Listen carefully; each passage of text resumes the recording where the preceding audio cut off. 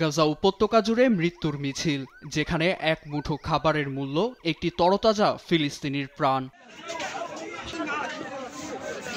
মঙ্গলবার ঘোষণা ছাড়াই দক্ষিণের রাফায় ত্রাণ বিতরণ শুরু করে যুক্তরাষ্ট্র নেতৃত্বাধীন সংস্থা গাজা হিউম্যানিটেরিয়ান ফান্ডস GHF। সে সময় বিশৃঙ্খলভাবে ছড়িয়ে রাখা ত্রাণের উপর হুমড়ি খেয়ে পড়ে অভুক্ত ফিলিস্তিনিরা, যাদের উপর ভারী অস্ত্র নিয়ে চড়াও হয় ইসরায়েলি প্রতিরক্ষা বাহিনী IDF। ছড়ে এলোপাতাড়ি গুলি।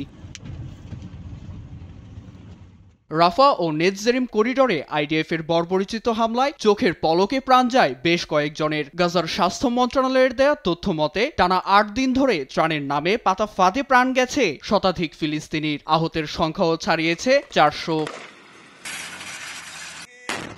হামলার দায় স্বীকার করলেও বেসামরিকদের উপর নয়, বরং হামাস যোদ্ধাদের লক্ষ্য করে গুলি ছোড়া হয় বলে দাবি ইসরায়েলি প্রতিরক্ষা বাহিনীর। জানায়, ত্রাণ কেন্দ্র থেকে প্রায় 500 মিটার দূরে তাদের গতিবিধির উপর নজর রেখেই 3 সন্দেহভাজনের উপর হামলা চলে। একই দাবি জানায় GHF।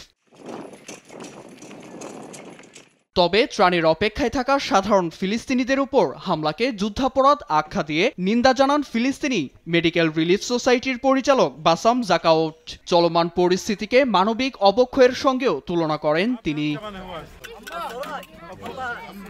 ত্রাণ বিতরণ নয়, বরং গণহত্যা চালিয়ে ফিলিস্তিনিদের স্থানান্তরিত করাই যুক্তরাষ্ট্র ও ইসরায়েলের মূল লক্ষ্য বলে অভিযোগ সশস্ত্র সংগঠন হামাসের। ত্রাণ বিতরণ কেন্দ্রকে ইসরায়েল ও যুক্তরাষ্ট্র পরিকল্পিতভাবে নরক ফাঁদে পরিণত করেছে বলে দাবি সংগঠনটির। জোরপূর্বক দখলের পরিকল্পনাকে রুখে দিতে জাতিসংঘ সহ আন্তর্জাতিক মহলকে দ্রুত পদক্ষেপ নেয়ার আহ্বান জানিয়েছে হামাস।